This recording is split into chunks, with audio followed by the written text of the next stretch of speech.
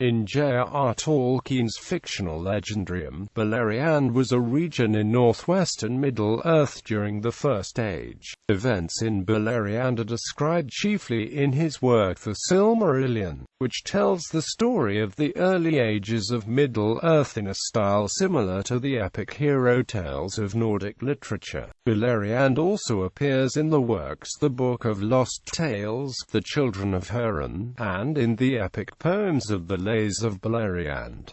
Internal setting. Geography. Originally, the name belonged only to the area around the Bay of Bala, but in time, the name was applied to the entire land. Beleriand was originally inhabited by elves, and later also by men. To the west and south it had a long shore with the Great Sea Beleriand. To the north were the highland regions of Idlum, Northwestern and the hills of Himring. To the east the Erdluan reached nearly to the sea. The land of Nevrost in the northwest was sometimes considered part of Beleriand. The River Syrian, the chief river of Beleriand, running north to south, divided it into West Beleriand and East Beleriand. Crossing it east to west was a series of hills and a sudden drop in elevation known as Andrum, the Long Wall. The river sank into the ground at the fens of Syrian, and re-emerged below the Andrum at the gates of Syrian. To the east of the Long Wall was the River Gelion and its 6 tributaries draining the Erdluan, in an area known as Osriand, or the Land of 7 Rivers. The River Brithon and the River Nenning were the 2 lesser rivers of the western land of Falas. In Volume 4 of the History of Middle-earth of the early maps of Beleriand, then still called Brocelion, showing the elevation of the land by use of contour lines. In the northwest of Beleriand, north of the Firth of Drengis and between Erdloman and the shore of Beleriand, was a region called Lamath. Lamath means the Great Echo, and it is so named because it is where Morgoth and Ungoliant fled after the darkening of Valinor and Morgoth's theft of the Silmarils. Ungoliant lusted for the Silmarils and she attacked Morgoth in order to get them. He let out a great cry, which echoed throughout the north of Middle-earth. As it is told in the Silmarillion, Ungoliant had grown great, unless by the power that had gone out of him, and she rose against him. Then Morgoth sent forth a terrible cry, that echoed in the mountains. Therefore that region was called Lamath, for the echoes of his voice dwelt there ever after, so that any who cried aloud in that land awoke them. And all the waste between the hills and the sea was filled with a clamour as of voices in anguish. The cry of Morgoth in the tower was the greatest and most dreadful that was ever heard in the northern world. In Of Tuor and his coming to Gondolin, in Unfinished Tales, the name instead refers to the acoustic properties of the location and the natural reverberations they cause. When Fëanor landed there in the First Age, the voices of his host were swelled to a mighty clamour by the echoing mountains. Realms of Beleriand. Arvanian is the southernmost region of Beleriand, bordered on the east by the mouths of Syrian. The mouths were the refuge of the remnants of Eldar and Edain of Beleriand after the Near-Nethanidiad and the sack of Menigrowth. This region was home to surviving Sindar of Doriath after that land was destroyed, some Noldor from Nargothrond and Gondolin, as well as the few survivors of the 3 houses of the Edain, also settled near the mouths of Syrian. The first rulers of this region were Tuor of the Edain and Idril of Gondolin. Later the son Eärendil half-elven married the half-elven Elwing, Dior's daughter and survivor of the sack of Doriath. Elros and Elrond, the sons of Eärendil and Elwing, were born in Arvanian. Elwing possessed the Silmaril of Beren and Luthien. The refugees built many ships, sailing across the seas and to the nearby Isle of Bala where Sedan had fled with the survivors of Eglarist and Brithomba. Eärendil built the ship Vingilot and sailed far seeking the hidden land of Valinor to ask for the pardon of the Valar. But though his journeys carried him to many shores, Eärendil was unsuccessful. While he was at sea, the survivors surviving sons of Fëanor attacked the mouths of Syrian to reclaim the Silmaril. They killed many people but were almost all slain themselves, save for Maedhros and Maglor. Elwing cast herself into the sea with the Silmaril, but was saved by the Valar Ulmo and sent to Eärendil. Maglor later repented, and raised Elros and Elrond as his foster children. With the power of the Silmaril, Eärendil and Elwing found a passage to Valinor, where he pleaded on behalf of elves and men with the Valar. In one version of the Silmarillion mythology, the chief army of the Valar landed at the mouths of Syrian during the War of Wrath. By the end of the war, most of the survivors of Beleriand gathered at the mouths and the Isle of Balor, and many of them went to Lindon until the elves were summoned to Valinor, and the Edain to the new Isle of Númenor. Doriath is the realm of the Sindar, the grey elves of King Thingol in Beleriand. Along with the other great forests of Tolkien's legendarium such as Mirkwood, Fangorn and Lothlorien, it serves as the central stage in the theatre of its time, the First Age. On this stage many of the notable characters and events appear, such as the Gesta of Beren and Luthien from the Lays of Beleriand, parts of the Children of Hurin, and, of course, the Silmarillion. It is called the Fenced Land because Melian, the queen of that land, put a girdle of enchantment about it, so that none can enter without the leave of King Thingol. East Beleriand. Himlad was a land in northeast Beleriand situated between the rivers Silon and Naris. On its northern border to Lothlin were the hills of Himring and the March of Maedhros, along with the Pass of Iglon. Himlad was held by Celegorm and Cirithene until the Dagor Bragolip, after which it remained uninhabited. Thargelion was the land east of the River Gelion and north of the River Asker, and therefore not counted as part of Osiriand. After the exile of the Noldor, this was the land of Caranthir, one of the sons of Fëanor, and after him it was often called Dor-Caranthir. The second house of men briefly dwelt here until they were nearly wiped out in an orc raid. Maglar's Gap was a lowland region lying between Himring and the Blue Mountains, the widest break in the northern mountain fences of Beleriand. It was guarded against the forces of Morgoth in the early First Age by Maglor, second son of Fëanor. During Dagor Gloreb the gap was breached by orcs, however they were pushed back. During the Dagor Bragolip, Glorung came through the pass and the elves were defeated. Maglor fled to Himring, along with most survivors of the battle in that region, and Thargelion was deserted. Fallas. The Fallas was the realm of Sidon the shipwright and his people in the years of starlight and the first age of sun. Sindarin elves who were known as the Falathrum. They lived in two great walled havens, Eglarist at the mouth of the river Nenning, and to the north of that Brithomber at the mouth of the river Brithon. The havens were besieged during the first battle of Beleriand, but during the Dagor New and Goliath the orcs that besieged the cities went north to fight the Noldor and were all slain. After 45 F.A., West Beleriand was ruled by Finrod Felagund, who ruled from Nargothrond, and Sidon was his ally. The havens of the Fallas held out during the later battles of Beleriand until they were finally destroyed in F.A. 473, and Círdan's people fled to the mouths of Syrian and the Isle of Balor. Gondolin was a secret city of elves in the north of Beleriand. As recounted in the Silmarillion, the Valar Ulmo, the Lord of Waters, revealed the location of the Vale of Tumaladin to the Noldoran Lord Turgon in a dream. Under this divine guidance, Turgon travelled from his kingdom in Nevrast and found the Vale. Within the Echo Ryath, the encircling mountains, just west of Dorthonion and east of the River Syrian, lay around level plain with sheer walls on all sides woods and a ravine and tunnel leading out to the southwest known as the Hidden Way. In the middle of the vale there was a steep hill which was called Amangwed, the Hill of Watching. The Turgon decided to found a great city, designed after the city of Tirion in Valinor that the Noldor had left when they went into exile, that would be protected by the mountains and hidden from the Dark Lord Morgoth.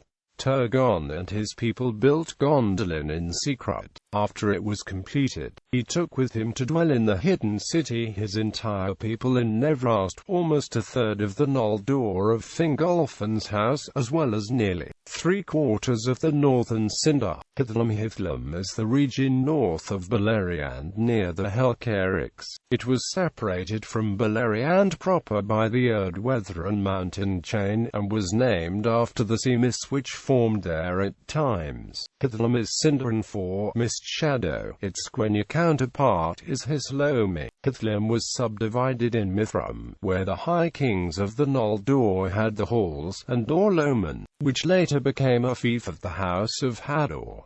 Hithlum was cold and rainy, but quite fertile. The Noldor landed here in the Firth of Drengist and first camped at the shores of Lake Mithram. The Erdweathran formed the southern and eastern wall, and had only a few passes. As such they formed a natural defensive line. The western wall was formed by the Erdloman or Echoing Mountains, which curved northwestward to Helcarics. The land of Lamath lay west of the Erdloman and was not part of Beleriand or Hithlum. The land of Nevrast was separated from Hithlum by the southern part of the Erdloman range. Nevrast was usually seen as part of Hithlum, but its climate was that of Beleriand. Later in the First Age, Hithlum was continually under attack by Morgoth, finally being lost after the Nirnithon idiot. The Hidorians were scattered, killed, or enslaved. The Noldor were enslaved in Morgoth's mines if they could not flee in time, and Morgoth trapped the Eastlings there. Hithlum was completely destroyed during the War of Wrath.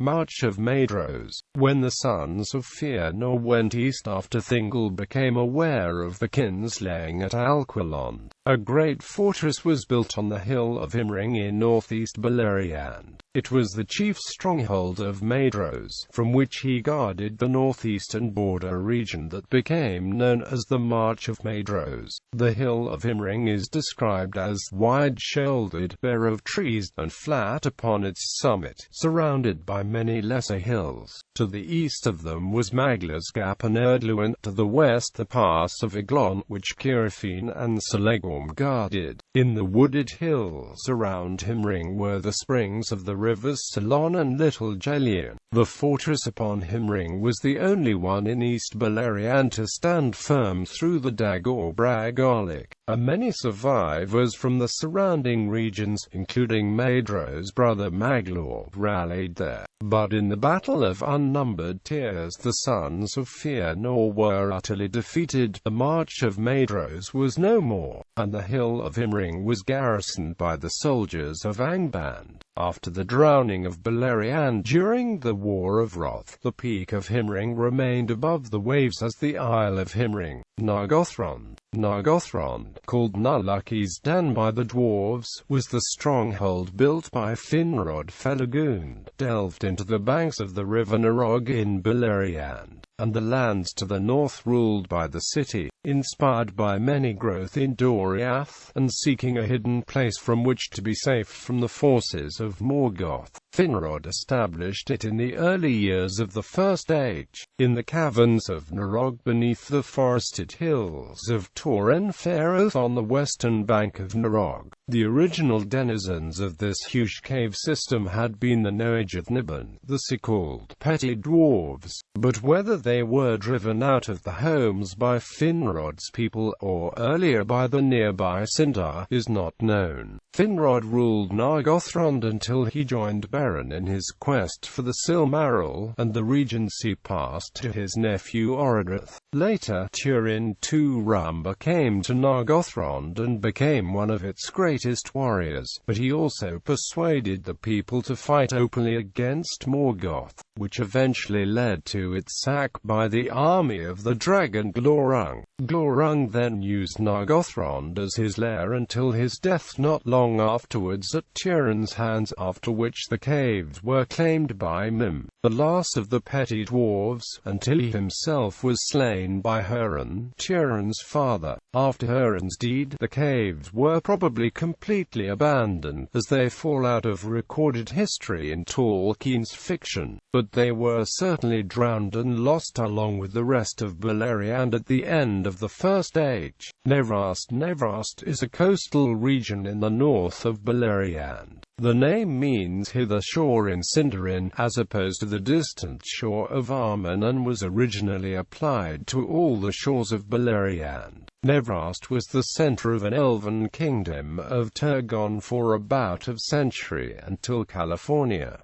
125 FA, when the people began the trek to Gondolin. Turgon's capital was Vinimar. The land was not permanently inhabited after that, and indeed was utterly abandoned until Tuor came there, guided by Ulmo. Nevrast was the first part of Beleriand the Noldor settled, but was previously inhabited by Sindar. Nevrast's population was soon very mixed, far more so than any other region of Beleriand. Osriand, or Land of Seven Rivers, was the most eastern region of Beleriand during the First Age, lying between the Erdluin and the River Gelion. The Seven Rivers were, from north to south, River Gelion, River Asker Arath Loriel, River Thalos, River Legoland, River Brilthor, River Dulwyn, River Adurant. Along the northern shore of the Asker ran the dwarf road to Nogrod. Osriand was a green and forested land, and it was not populated by the Sindar. In the early First Age, before the rise of the moon, a part of the Teleran elven people called Nandor entered Osriand under the leader Denethor, and were given permission by Thingol to settle the lands.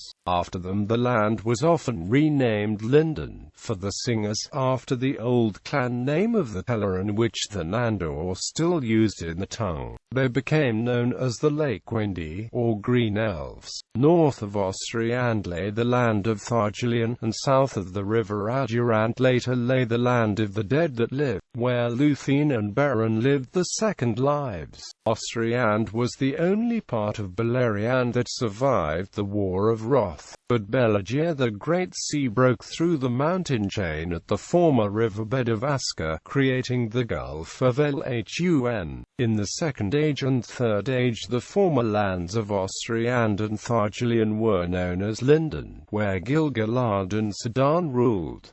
Dordidaloth, or Land of the Shadow of Dread, lay around the fortress of Angband and on both sides of the Erdin Grin. It was here that the orcs and other creatures of Morgoth lived and bred. Dordidaloth lay north of Vardgalin, the great grassy plain north of Beleriand. The march of the Noldor in early First Age was halted there when Fëanor was mortally wounded by Balrogs. The Noldor then encircled the land, starting the siege of Angband. History at the end of the First Age of Middle-earth Y.S. 583, Beleriand was broken in the War of Wrath by the angelic beings, the Valar against the demonic Morgoth, as the inhabitants of Beleriand, including masterless orcs, beasts of Angband, elves, men and dwarves, fled. Much of Beleriand sank in the sea. Only a small section of East Beleriand remained, and was known after as Linden, in the northwest of Middle-earth of the Second and Third Age. Other parts of East Beleriand survived into the Second Age, but were completely destroyed along with the island kingdom of Numenor. One reference to a part that was not destroyed was made in the Silmarillion to the places of death of Turin, Turambar, Morwen and Nienna, fulfilling a prophecy. The graves of Turin, Turambar and Morwen survived as the island Tol Morwen. Likewise, a part of Dorthonion became Tol Fuin, and Imring became an island. If note is what Galadriel said to Treebeard at the parting in Isengard, not in Middle-earth, nor until the lands that lie under the wave are lifted up again.